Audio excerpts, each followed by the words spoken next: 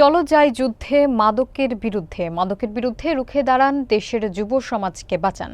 এই প্রতিপাদ্যকে সামনে রেখে চাঁদপুরের ফরিদগঞ্জে মাদক বিরোধী সমাবেশ এবং মিছিল অনুষ্ঠিত হয়েছে।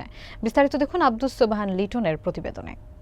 মঙ্গলবার বিকেলে উপজেলার আমিরা বাজার এলাকায় বিশুরবন্দর সামাজিক উন্নয়ন সংঘ এবং সচেতন এলাকাবাসীর উদ্যোগে আয়োজিত সমাবেশে সভাপতিত্ব করেন সংগঠনের সভাপতি শরীফ হোসেন ব্যাপারী। পরিচালনা করেন নাসির উদ্দিন। অনুষ্ঠানে রাজনৈতিক নেতৃবৃন্দ, সমাজসেবক, শিক্ষার্থী, তরুণ এবং বিভিন্ন শ্রেণী পেশার কয়েক শত মানুষ অংশ নেন।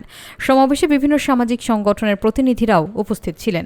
বক্তারা নতুন প্রজন্মকে সুন্দর সমাজ উপহার দিতে মাদক কারবারি এবং সেবনকারীদের বিরুদ্ধে কঠোর ব্যবস্থা নিতে প্রশাসনের দৃষ্টি আকর্ষণ করেন।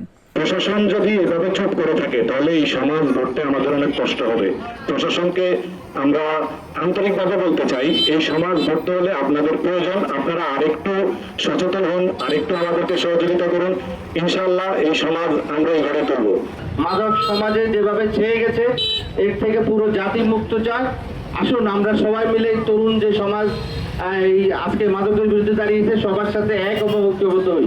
মাদক সেবনকারী, মাদক ব্যবসায়ী, সেই যেই সংগঠনে হোক, যুব দলে হোক, ছাত্র দলে হোক, বিএনপির হোক, যে কোনো সংগঠনে হোক, তাকে সাথে সাথে যেন বহিষ্কার করে আইনের আওতায় তুলে দেওয়া হয়।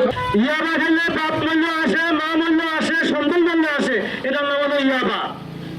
আমি আজকে কথা দিলাম, আমি উপজেলা বিএনপির যুগ্ম আহ্বায়ক। আমি কোনো ক্ষমতাশীল ব্যক্তি না, আমি আপনাদের মানুষ। আমরা চাই এই গ্রামে আমরা সবাই ভালো থাকতে, তাই না ভাই? আমার সবাই শান্তিতে দেখতে চাই। কারা কারা শান্তিতে দেখতে চাই সেটা হাতটা উঠান।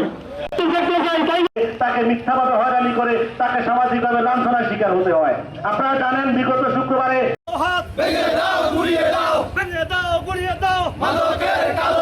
সন্ত্রাসীদের কালো হাত ভেঙে দাও, গুড়িয়ে দাও, ভেঙে দাও, গুড়িয়ে দাও, সন্ত্রাসীদের কালো হাত। Action to action, direct action, মাদকের বিরুদ্ধে ডাইরেক্ট অ্যাকশন, মাদকের বিরুদ্ধে ডাইরেক্ট অ্যাকশন।